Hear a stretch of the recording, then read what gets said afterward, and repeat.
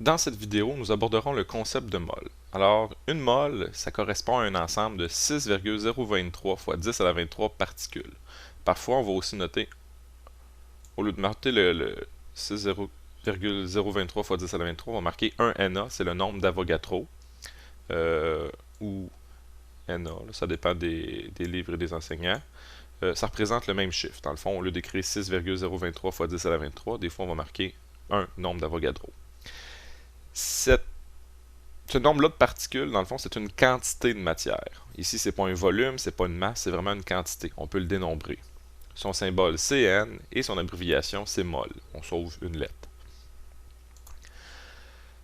Avant d'aborder vraiment qu'est-ce qu'une mole, je vais essayer de vous faire un exemple pour que vous compreniez bien. Une paire de quelque chose, c'est un ensemble de deux choses. Donc une paire de sandales, c'est deux sandales. Une paire de mitaines, c'est deux mitaines. Une paire de bas, c'est deux bas. Par contre, ces paires-là, ils n'utilisent pas le même volume, puis ils n'ont pas la même masse non plus. On s'entend que la paire de bas ne pèse pas nécessairement la même chose que la paire de sandales, qu'une paire de souliers, qu'une paire de boucles d'oreilles. Donc, c'est une paire malgré tout, c'est toujours des paires, mais ça n'a pas les mêmes propriétés. Pour être certain que vous compreniez, je vais vous parler de la douzaine. Une douzaine, c'est quoi? C'est un ensemble de 12 choses, 12 œufs, 12 beignes, 12 éléphants. Ces douzaines-là, ça n'occupe pas le même volume, puis ça n'a pas la même masse. Donc, encore une fois, ici, on voit bien qu'une douzaine, c'est toujours 12. Ça représente le même nombre d'objets, mais que ces objets-là ont des propriétés différentes. Bien, une mole, c'est ça. Une mole, c'est un ensemble de 6,023 fois 10 à la 23 choses. Une mole d'éléphant me donnerait ce nombre-là d'éléphants, puis une mole de bas me donnerait ce nombre-là de bas.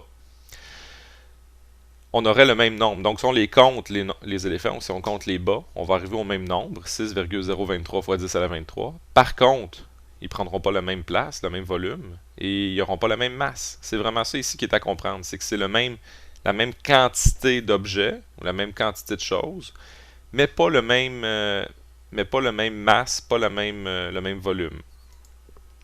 Si on parle un peu plus là, en chimie, en sciences, une mole de cuivre, c'est le même nombre d'atomes et ça pèse 63,55. D'où je sors le poids, on va en parler dans une autre vidéo. C'est dans le tableau périodique, la masse molaire.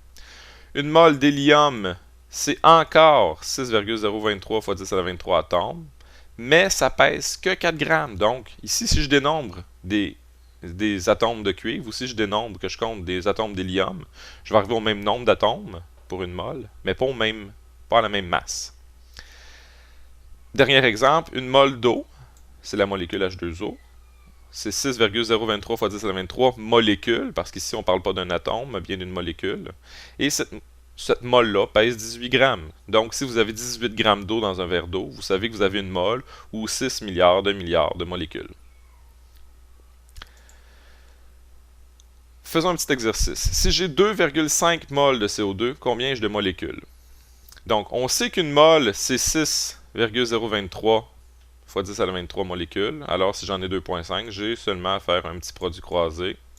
Meilleur ami en sciences et en chimie. Donc, 2,5 fois 10 fois 6,023 fois 10 à la 23 divisé par 1. Ça me donne 1,506 fois 10 à la 24 molécules. Tout dépendant de votre calculatrice, c'est possible que vous arriviez à 15,06 fois 10 à la 23. Ce qui est aussi bon. Ici, les règles en notation scientifique qui rentrent en jeu. La notation scientifique fait l'objet d'une autre vidéo, encore une fois, ou vous pouvez aller voir sur notre bibliothèque pour en savoir plus.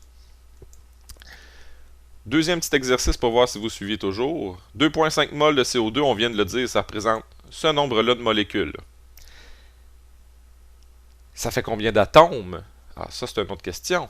Donc, une molécule de CO2, c'est composé de 1, 2, 3 atomes. Donc, si chaque molécule comporte 3 atomes, j'ai combien d'atomes? Si chaque molécule a 3 atomes, ça me donne combien d'atomes pour ce nombre-là de molécules? Encore une fois, le produit croisé, et ça me donne 4,52 fois 10 à la 24 atomes. Donc, ça va bien ici, là, en utilisant le produit croisé, nombre d'Avogadro, comprendre ici molécule, atome. Ça ne devrait pas être plus compliqué que ça, vos exercices à faire.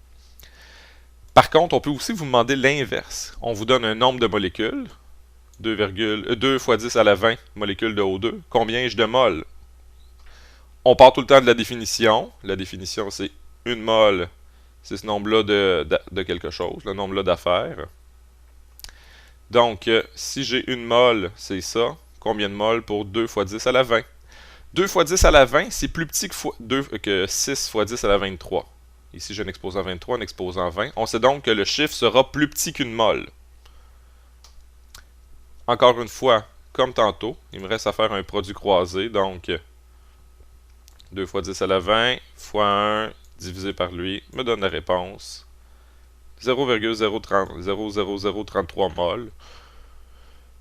Encore une fois, ici, j'aurais pu l'écrire en notation scientifique. Ça dépend des calculatrices, ça dépend des exigences de votre enseignant. Je voulais vous montrer qu'il existait plusieurs façons de noter la réponse.